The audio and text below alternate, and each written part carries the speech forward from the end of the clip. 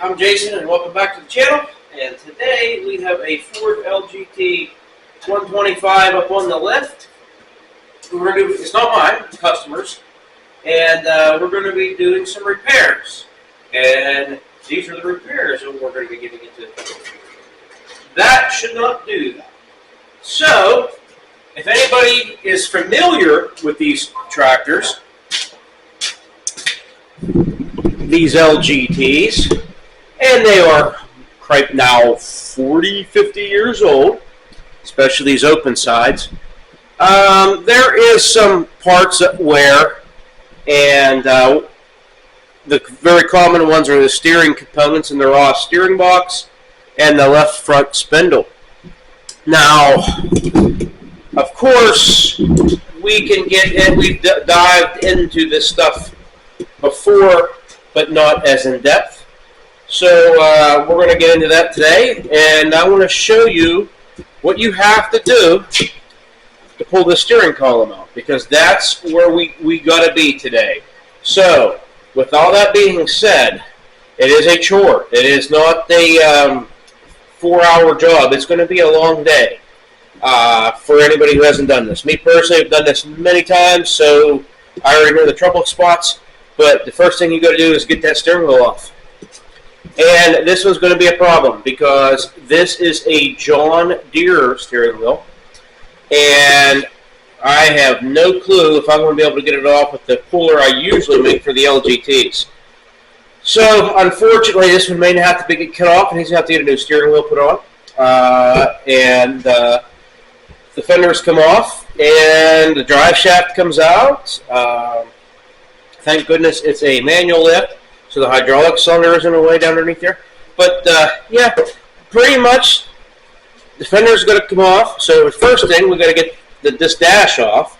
But to get the dash off, you've got to get the steering wheel off. So you take your steering wheel off. You're going to take this dash surround off with all your brackets, and you can pull your fender. You can pull your fender pan out, and then you can unbolt the steering column. So it is going to be a process. So bear with me. I'm sure it's gonna. I may not be able to do it all in today. I'll try to. It'll be multiple videos, but again, we're going to do the best we can. So, all right, folks, stay tuned.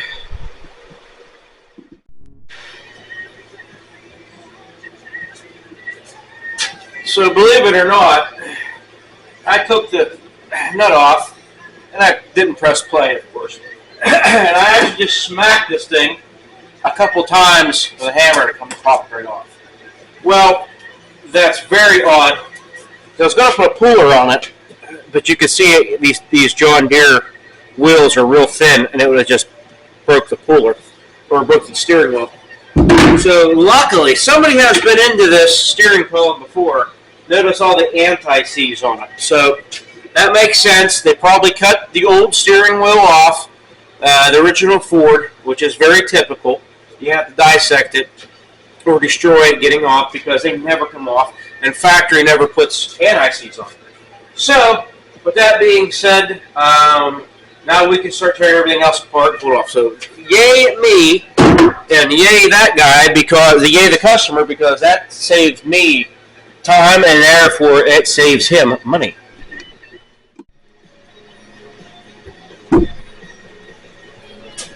Okay, so we're going to take the battery out and start pulling the dash off.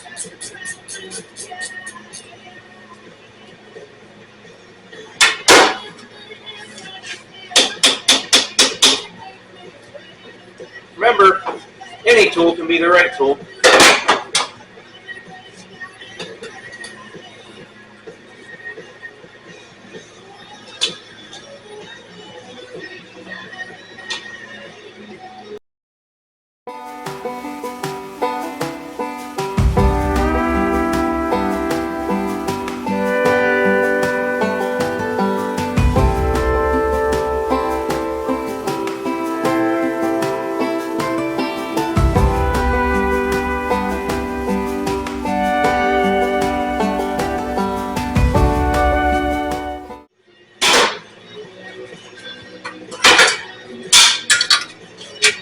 And there you have that. The tab broke. Very typical on these dash surrounds. The tab broke, and there's another bolt down in there. I do have a couple good ones here. If anybody has one that's broke, hit me up email FordJacobsonTractor@outlook.com, and I'll hook you up a new one for $25.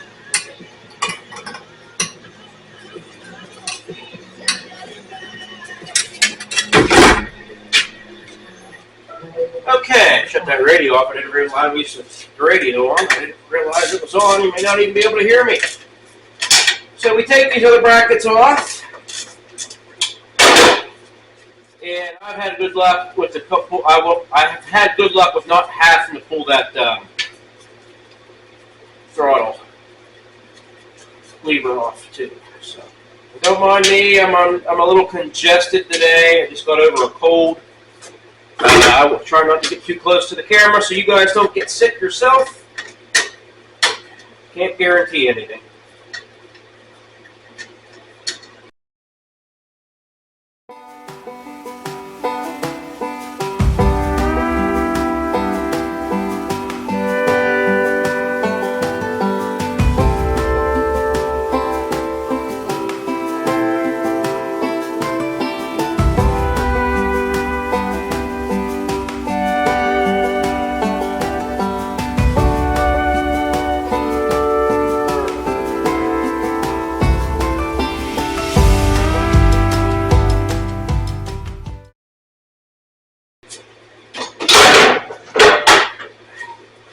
Whole cross shaft broke, and what that does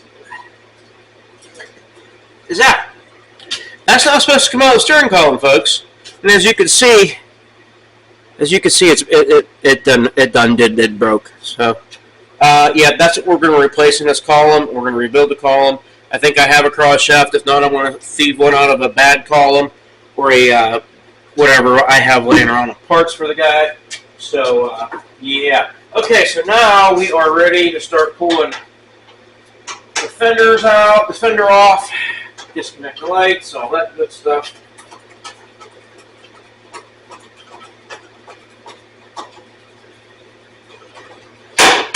Pull your knob, not that kind of knob, that's not what I meant. Come on, guys. You know what I mean. Okay. We got to take off the pedals here. Move the camera over to the other side here. Maybe you could just take a gander at that.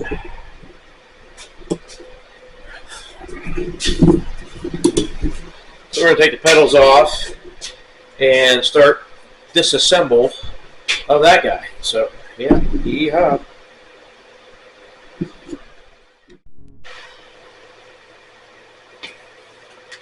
Okay, we got the tractor up on the lift, backed it up a little bit more, took off the forward pedal, the brake pedal, and the manual lift arm. So once that's done, I'm going to use the old power here and get her up in the air a little bit more so it's easier for me to get this reverse pedal out of here, because that's next on the to-do list.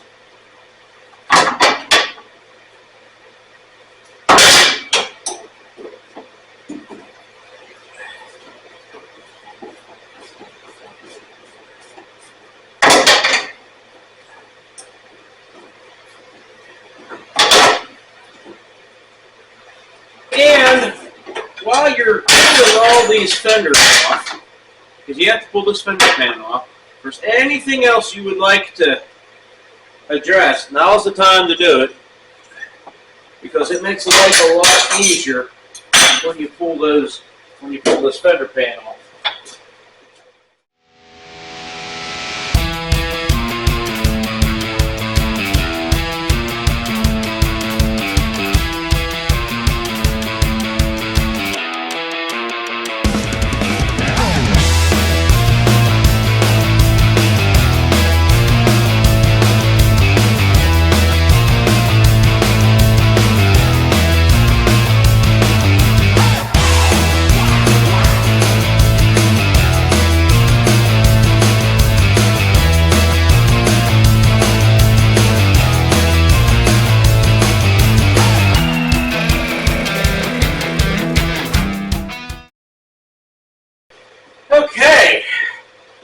exciting. So, here's what we gotta get into yet. We're not out of the woods, but we're at least in the field next to the woods. Okay, I don't even know if that made any sense, but anyhow, them 4 bolts gonna come out. As you can see in there, there's a bracket, and them gonna come out. But before we do that, the biggest other pain in the arse is this guy. Torches and banging and beating, tie rod. I have a tie rod removal tool that helps a lot with this. Okay, see this bushing? Factory bushing. Guys, it's up underneath the fenders. It's hard to get. Squirt whatever you can in here.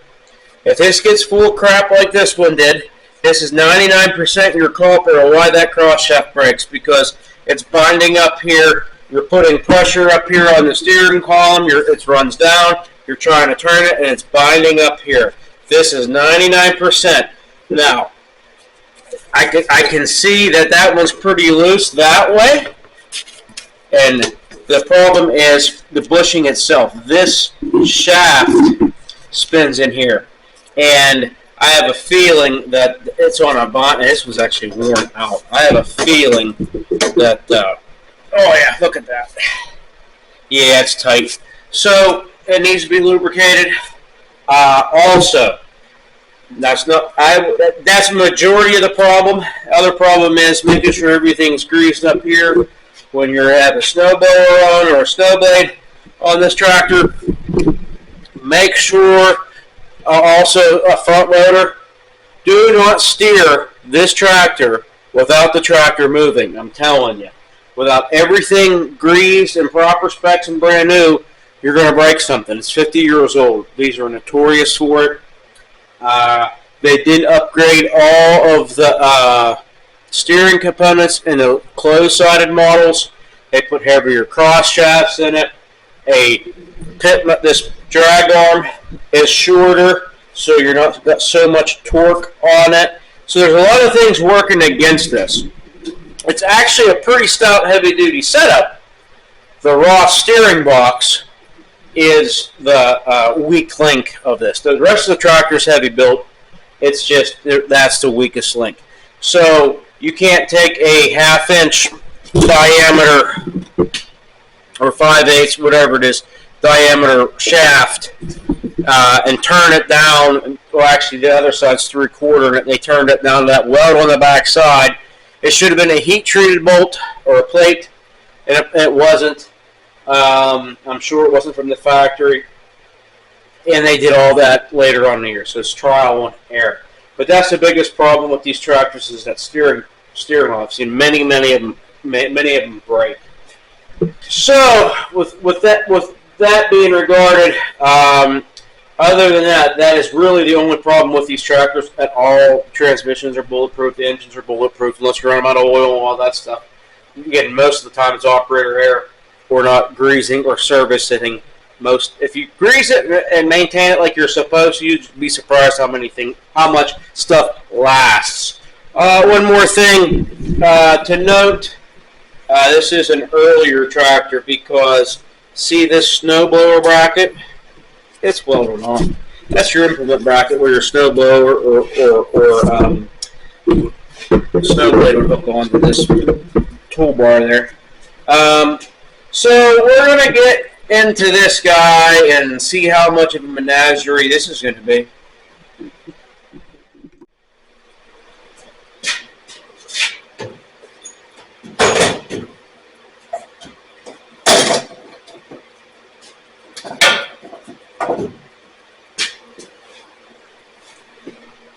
Okay, it's got the original. So I'm not sure what's going on because it has the original Carter pin. So I am not sure if someone was down in here or not. I know the steering wheel's been changed out, so I am not sure now because this looks all factory to me. So I don't know. We'll see. Let's hope it comes apart nice and easy, like the other stuff, the steering wheel come out.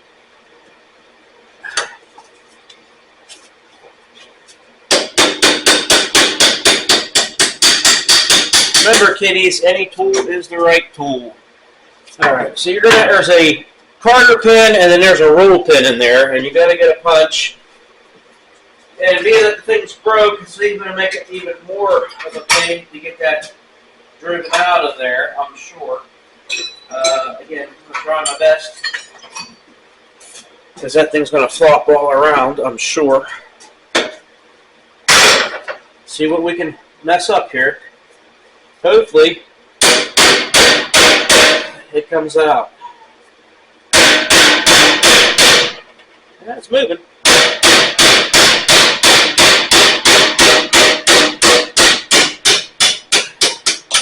It's always a good sign. Well, it ain't too bad. I've got that out of there. That's a good thing.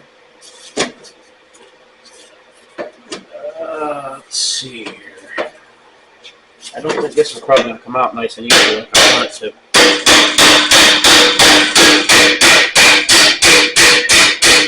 Nope. I didn't think it would. Just wish the whole thing would come out of there, but unfortunately, it doesn't work that way. Yeah, I would say that it probably hasn't been off.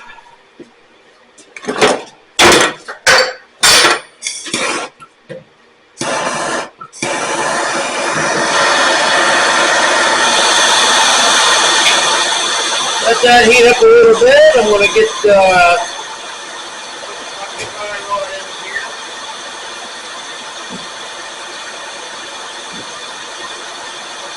don't know if I'm going to be able to. This works pretty good, but I don't know if I can. Probably don't have enough. Probably don't have enough.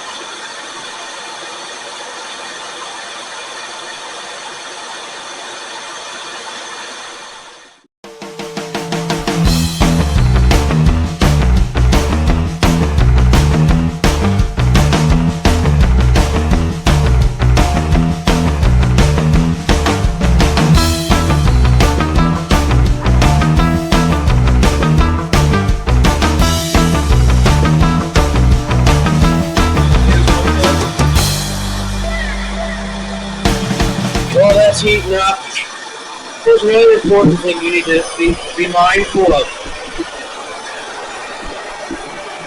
Look at all that dump on that hydrostack pump. That thing clearly is not cooling the way it's supposed to and leaking. I'm going to clean that up for the guy just because it's already off. You can take your shifter plate off your Fender pan and get to it and blow it off every once a year. I recommend that with an air, a blow gun and an air compressor, because you really don't want to be calling me for a pump. These pumps, brand new, are still being made from Eaton. They're $3,455 through a dealer. Yeah, rebuild kits. 560 now, 600, somewhere in that ballpark. Do I have good used ones? Yeah, but they're going to set you back about 350.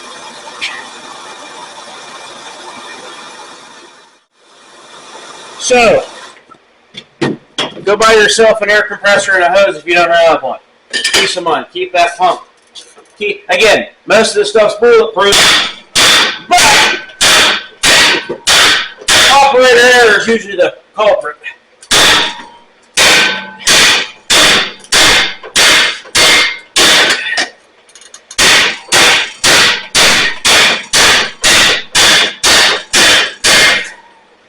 She's coming, she's coming.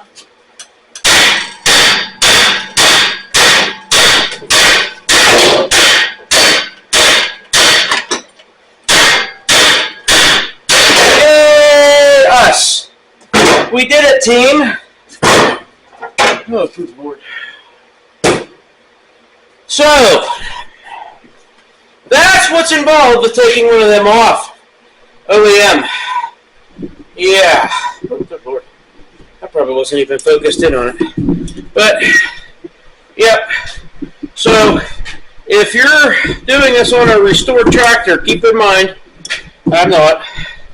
And Larry, I apologize for a couple little scratches in your frame rail there. But that's all part of it. I don't think Larry cares too much. You don't even have a choke cable on this thing. So, maybe we'll throw one of them good used ones I got somewhere on there on it for him. Clean this thing up so he doesn't have no more problems. Okay, folks. That's off. Let that cool. And I can, while that's cooling, we got to take this off. We got to move the drive shaft. It can just drop down, and then then we can start turning that column. Pull these out. Then pull the bolts back here out, and then we could drop that column down out of place. So hopefully we have enough room. There ain't a strip lift cylinder. You can also take the dash off and all your wiring and pull this part up out, the aluminum dash, to give you a little bit more clearance if you need to. That works too. So we may have to get into that as well. We will see. We will see. Every one I found out is different, especially with that voltage regulator in the way and all that good stuff. So stay tuned. I'll be back.